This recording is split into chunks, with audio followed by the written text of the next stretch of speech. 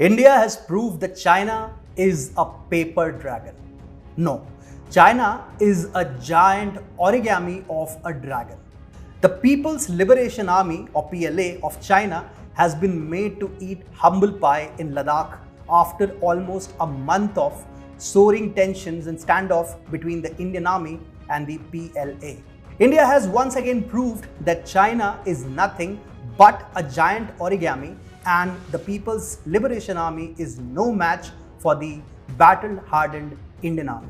New Delhi proved this to the world in Doklam in 2017 and has now proved in eastern Ladakh. The paper tigers of China have been given a bloody nose yet again, and Beijing is trying hard to hide it all over again. China had mobilized its troops, heavy vehicles and weaponry along with combat infantry vehicles and artillery near the line of actual control, which is the LAC in eastern Ladakh. India matched up to Chinese aggression, and now China has decided to retreat. This is the second time since the Doklam standoff in 2017 that Beijing had to eat crow after flexing its muscle at the border.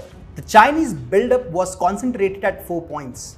2 points in the Galwan Valley region, the hot springs area, and the Pangong Tso Lake, where a scuffle had ensued last month. Except for the Pangong Tso Lake, disengagement has been reported from all points of confrontation. The Chinese troops have pulled back by 2 to 2.5 kilometers from the Galwan Valley area and the hot springs area. Interestingly, the PLA had caved in ahead of the major general level talks between the two armies on Wednesday. In fact, the Chinese Foreign Ministry has also confirmed this development, and ministry spokesperson Hua Chunying said that both the countries are taking steps to diffuse tensions along the borders, while replying to a question about disengagement and pulling back troops to their pre-standoff positions. She said, recently, the diplomatic and military channels of China and India held effective communication on the situation along the border and reached positive consensus. Hua added, the two sides are following this consensus to take actions to ease the situation along the borders. Meanwhile, Beijing has underscored the need to implement consensus among the leaders of both the countries and to make sure that differences do not escalate into disputes. China was the aggressor in the present standoff, and it wanted to grab Indian territory apart from stalling Indian border roads construction. However, New Delhi stood its ground strongly as awaiting its position. The fact that Beijing had to extend the olive branch and disengage is a clear victory for the Indian Army and defeat for the People's Liberation Army. This discredits the PLA like never before. To mobilize on the borders and disengage within days twice in 3 years doesn't augur well for the PLA. In 2017 too, the PLA was the one that had gone out of its way on its borders with Bhutan. New Delhi had stood its ground in accordance with its obligations to protect the landlocked country.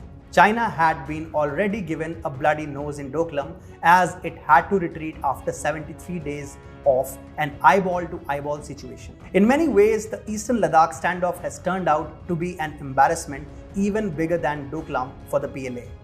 During the Doklam standoff, the Chinese troops did last for 73 days, but in eastern Ladakh, this time they have pulled back in around a month as they met assertive Indian soldiers yet again. Moreover, during the Doklam standoff, the Chinese state media and social media was very active and kept raking up the 1962 Sino-India War apart from issuing very unsubtle threats. But this time, the Chinese state media was more careful. Apart from a few over-the-top editorials in the Global Times, the Chinese state media remained silent. The communist regime also deleted the conversation on social media app Weibo and removed the China-India border confrontation hashtag itself that had garnered 30 million hits. The Global Times did run an unimpressive war commentary that only exposed the incompetence and vulnerability of the PLA troops, but the Chinese defense experts remained careful, in fact terrified of the Indian Army's firepower. In an article published by China's The Paper.cn, a Chinese military expert and senior editor of Modern Weaponry magazine, Wang Guozi, wrote, "At present, the world's largest and experienced country with plateau and mountain troops is neither the US, Russia, or any European powerhouse, but India." Just as it did in Doklam in 2017, the PLA had pulled back from eastern Ladakh because it fears that its little emperors will be beaten black and blue by the world's deadliest mountain troops in case tensions escalate. It's true that the Indian Army has ferocious fighters with rich experience of winning battles and wars in high altitude areas like Siachen and the Kargil sector. Last year, India also concluded war games near the China border in eastern Ladakh. On the other hand, the PLA has no rich battle experience and has few military exploits to boast about. Moreover, most of the Chinese military commanders have no battle experience.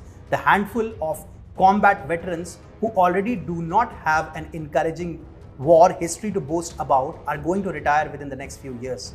China does not have an army per se, but the Communist Party of China does, and this army consists of wimps, sissies, and little emperors, a fallout of its one-child policy.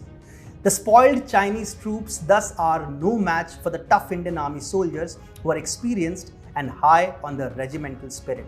It is enjoyable to see China's incursion at the Indian border turn into another international PR disaster of epic proportions.